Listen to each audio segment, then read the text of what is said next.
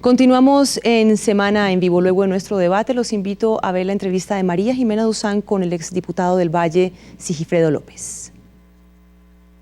Sigifredo López es más un poeta que un político. Su historia la podría escribir Émile Zola, el autor de Yo acuso, quien defendió la inocencia del capitán Alberto Dreyfus a pesar de que todo apuntaba en su contra. En 2002, siendo diputado por el Partido Liberal, fue secuestrado junto a 10 diputados de la Asamblea del Valle. Nada se supo de ellos, sino hasta que 5 años después, las FARC anunciaron que habían muerto víctimas de un ataque del enemigo. Nadie se imaginó que uno de ellos sobreviviría y que esa persona sería precisamente Sigifredo López. La noticia de que él había sobrevivido se confirmó el día de su liberación, ocurrida un año después de la muerte de sus compañeros, la que para entonces ya se sabía que había sido producida por un fuego amigo. Libre del yugo de las FARC, Sigifredo pensó que había llegado su momento para el desquite. Volvió a la política, se presentó a la alcaldía de Cali y al Senado, pero se quemó en ambas ocasiones. Su madre tuvo el primer infarto y sin saber que lo peor estaba por venir, la Fiscalía lo sorprendió hace 5 meses con una noticia que lo impactó mucho más que el sufrimiento que padeció en los 7 años de cautiverio. La Fiscalía lo acusó de haber participado en el secuestro y posterior asesinato de sus compañeros. Como en el caso del capitán Dreyfus, muy pocos creyeron en su inocencia. El Partido Liberal lo expulsó y por cuenta de un video en el que se mostraba una nariz, fue condenado en los medios y el propio fiscal afirmó que esa prueba era contundente. Sigifredo afirma que de no haber sido porque algunos medios creyeron en su inocencia, hoy habría sido el primer colombiano condenado por narizón. Bienvenido, Sigifredo López, al programa Finalmente Semana en Vivo. Muchas gracias, es un placer estar aquí en Semana en Vivo. Yo quisiera preguntarle, ¿qué opina usted que fue secuestrado por las FARC, duró 7 años en cautiverio? Lo trataban como un animal. ¿Qué opina usted del proceso de paz que se está abriendo en este momento? Yo tengo esperanzas y todos los colombianos debemos apoyar al presidente en ese propósito. Pero apoyarlo no significa aplaudir todo, sino evaluar, mirar dónde hay fallas, alertar dónde hay peligros, para que no se cometan errores del pasado.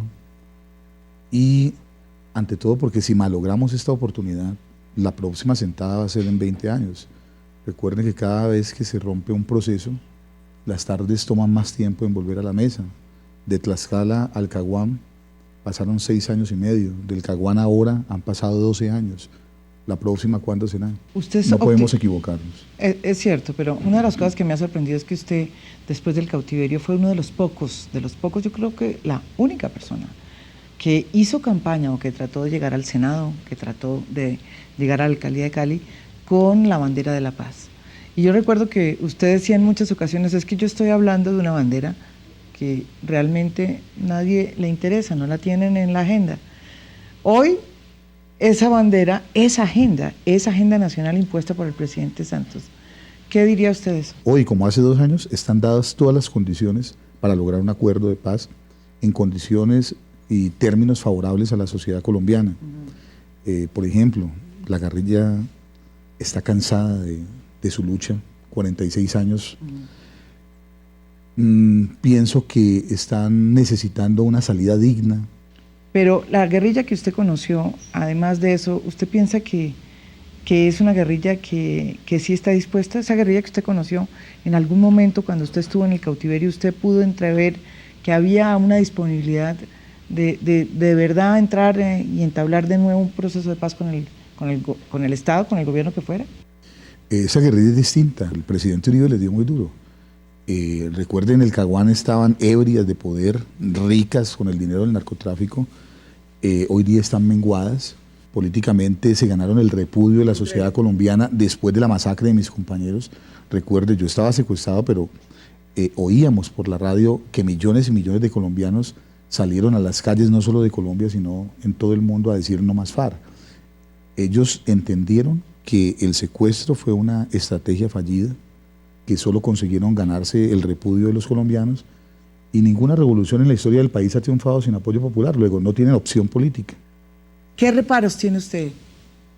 Varios. Como por ejemplo. El modelo de negociación que se está aplicando es un modelo de negociación tradicional, facilitación, exploración, negociación. Pero eso es lo que no es lo que dice el presidente Santos, dice que este es un modelo distinto, que no tiene, que va a ser una paz rápida, sin problemas y eficaz, y que no se va a entregar nada, como se entregó en el Caguán. No, mire, eso requiere un modelo alternativo. En este modelo tradicional de negociación, las FARC está funcionando o operando como una contraparte del gobierno. Y para decidir las reformas sociales que requiere Colombia.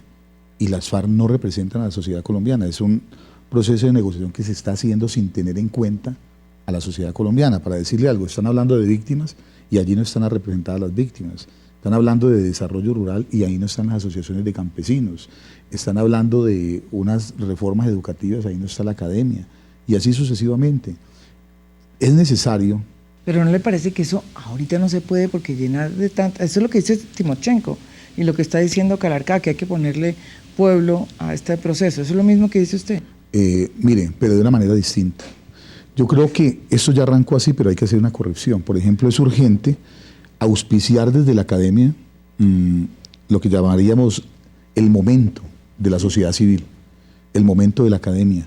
Ir adelante de la mesa de negociación en cuanto a la discusión de la agenda, para que al socializar se legitimen cualquiera y lleguen los acuerdos, las conclusiones de la academia, con los actores de cada punto, lleguen a la mesa de negociación y sean respetadas esas conclusiones. De tal manera que los acuerdos... ¿En el Caguán?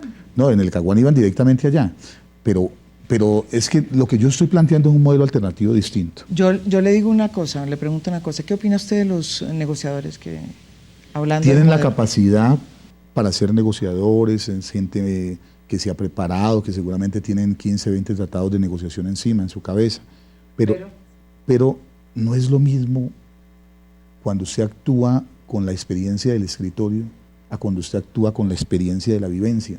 O sea, que ninguno de ellos tiene la experiencia Excepto para el estar general ahí. Mora, excepto el general Mora y el general Naranjo, que se han aproximado, los demás no.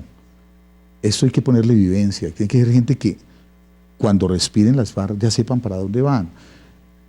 Mire, yo estoy convencido ¿Usted de cree que algo. Humberto Lacalle no lo sabe? Es que yo no puedo entrar en esto de descalificar a nadie. Lo que yo creo que es necesario con gente que se haya untado de guerra, que la haya vivido, que la sepa. Solamente desde la experiencia se puede entender el problema, la dimensión del problema y llegar a la solución. Una pregunta. Las FARC ha dicho una y otra vez en esa rueda de prensa que tanto impacto ha tenido en ciertos círculos aquí en Bogotá y en el país, diría yo, que no secuestra, que no es cierto que siga secuestrando y que la promesa que hizo la cumple. ¿Usted qué opina de esa declaración Pues, de las FARC? Están mintiendo. Yo cuando vi eso sentí una gran indignación. Eché 3 o 4 títeres a volar y llamé a 3 o 4 personas, entre ellas a Ervin Hoyos, a decirle: mira, esta vaina no puede ser. Tú tienes que decirle al país, este es el listado que tiene la Fundación Voces del Secuestro, Clarita Rojas con la Fundación País Libre, también de decir cuál es el listado de personas, porque hay algo que lo sabemos quienes hemos estado secuestrados. Las personas secuestradas con fines económicos, después de 2 años, si no hay una negociación a la vista, son asesinados. Entonces, ¿Usted vio eso? Claro, y además nos lo decían los guerrilleros. Si a los 2 años no hay plata, ellos no ven plata a la vista, o es que sea inminente una negociación, asesinan a los secuestrados. Entonces, las FARC tienen que decirnos, si no tienen secuestrados, ¿dónde están sus cadáveres para ir por ellos? ¿Sí? O que nos devuelvan. Pero sobre la base de la mentira y sobre la base de la impunidad no puede construirse una nueva sociedad. Y además de eso vuelvo al tema de la representación de la sociedad. No, usted como gobierno no puede negociar con las FARC las reformas que necesita el país porque es con la sociedad colombiana. Lo que yo planteo es un modelo de negociación donde las FARC sean uno más de los diferentes estamentos que componen la sociedad, ya que ellos quieren ingresar a la sociedad. Pero usted no puede con una pequeña fracción de la sociedad, muy pequeña, que no representa a la sociedad civil, hablar de de las reformas sociales que requerimos. Claro que en el pacto que se está planteando o en el acuerdo inicial no se hablan de grandes reformas, sino de cosas muy puntuales, como por ejemplo la definición jurídica que les permitiría a las FARC entrar en la arena política.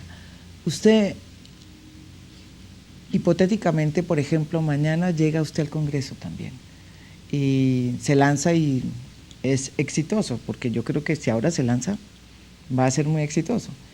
Y si de pronto le pasa lo mismo al señor Calarcá por todo este proceso de paz, terminarían secuestrado y secuestrador en el Congreso. ¿Usted cree que eso lo resiste el país? Yo creo que, mire, el mensaje que le quiero mandar al país en esa eventualidad es que si el costo de la paz es ver a mis secuestradores en el Senado, yo estoy dispuesto a asumirlo para que a las nuevas generaciones de colombianos, a los jóvenes, a mis hijos, a mis nietos, no les ocurra lo que me ocurrió a mí. Si ese es el costo que tenemos que pagar, no hay problema, pero es que mire, usted toca puntos allí que son complicados. A mí me llama la atención que las FARC durante 5 décadas nos hablaron de reforma agraria porque su origen es eminentemente agrario. Recuerde las guerrillas liberales, el despojo de la tierra que fueron sometidos. Y todo ese proceso de despojo ha sido la razón de su lucha. Y ahora no hablan de propiedad de la tierra, ni hablan de reforma agraria, están hablando de acceso y uso de la tierra, que es muy distinto. Pero es que ese es un acuerdo con el gobierno. Yo creo que ellos sí quieren, pero el que no puso la palabra fue el acuerdo. Entonces mire cómo ellos están vendiendo muy barata su lucha. Entonces diríamos que están entregados. ¿Usted ¿sí? cree que las FARC están entregadas? Pues si durante 50 años nos hablaron de reforma agraria y ahora están hablando de acceso y uso de la tierra en unos términos muy parecidos a los de la ley de tierras que se impulsó por el Partido Liberal en el Congreso, entonces, ¿de qué grandes transformaciones estamos hablando? Si el segundo punto es las garantías para hacer política, si el tercer punto es el tema de unas reformas sociales, en términos que muy parecidos a discutir el plan de desarrollo del gobierno nacional, y hasta reformas de planes de desarrollo ¿Usted cree regionales. que eso es lo que va a pasar? Y si usted le suma a eso tema de víctimas, y mire para dónde voy, si usted tiene el tema de víctimas y le añade a eso el tema del narcotráfico, no estamos hablando de las grandes transformaciones ¿sí? y de los cambios que requiere el modelo económico para que haya condiciones de justicia social, ¿sí? para que haya verdadera paz. Estamos hablando de que están vendiendo un desarme. Entonces, estamos no hablando de paz, sino de desarme. Sí, al final de este proceso que dice el gobierno, si todo está arreglado, como tú me lo dices, y si todo coincide, entonces estamos hablando de que esto va a ser breve, y eso no es un proceso de paz, entonces va a ser un proceso de desarme. El proceso de desarme, bueno, bienvenido, ¿sí?